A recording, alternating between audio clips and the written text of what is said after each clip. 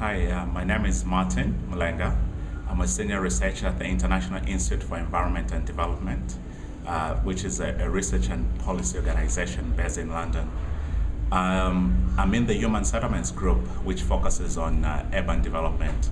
We look at issues of shelter, water and sanitation, climate change, and many other things that have to do with urban development.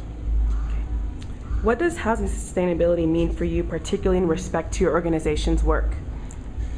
Sustainable development is quite important to us. First of all, we are an environmental organization, and not only that, to us, development also is quite vital. So when we're looking at housing, we don't just look at the environmental aspects. We also look at the affordability of the housing, for the poor. The majority of the urban poor don't have access to good housing, and because of the poverty levels, they're forced to rent, shelter that, in most cases, is quite inadequate.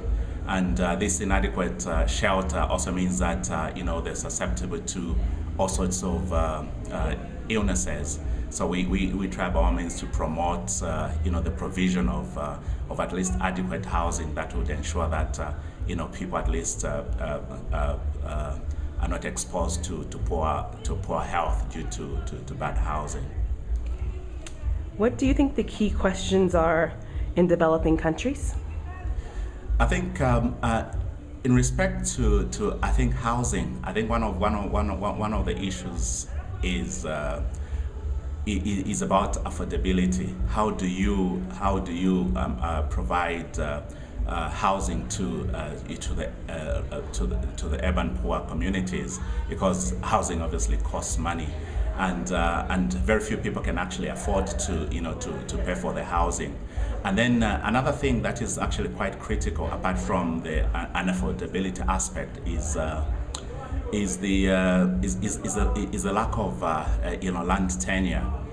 In many cases, people have been unable to build houses for themselves, or organizations have actually been unable to help the poor build decent housing, because most of the settlements where the poor live are illegal, or they're just the tenants in these places.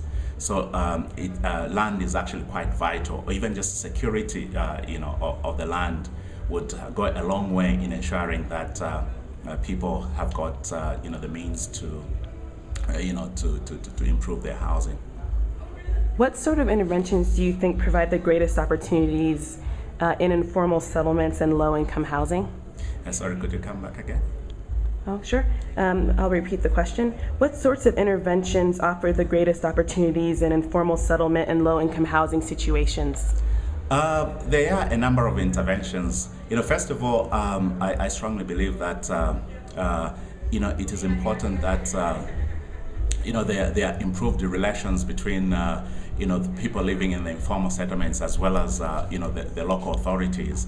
You find that in most cases there are no links between the two, and in order for development to take place, there is need for development agencies, especially the local government, because they are responsible for development in their local areas, to have a working relationship with the poor people.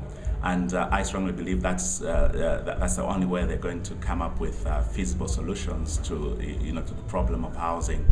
And then another problem you find is that I think community organization is actually quite vital, in finding solutions to housing. But not all communities are well organized. But already, there are some good examples of organizations like SDI, the Slum Dwellers International, and they've so far done a very remarkable job in enabling the poor to realize their potential. And in a number of cases, the poor people have been able to raise funds, even for things like housing through the daily savings, and they've also been able to build houses, just using their savings. Okay. Lastly, how do you envision the role of the proposed network in advancing sustainable housing? I think it's a very good initiative in that it will provide a platform through which professionals, practitioners, and all the other relevant stakeholders can be able to share ideas about what's going on in housing. Currently, one of the major problems we find, for instance, for a researcher like myself, is that access to information is quite difficult. So when somebody comes with a problem, or when you go into a community to try to work with them to develop solutions to problems that they face, it's very difficult to come across examples, that that could be applied to different places.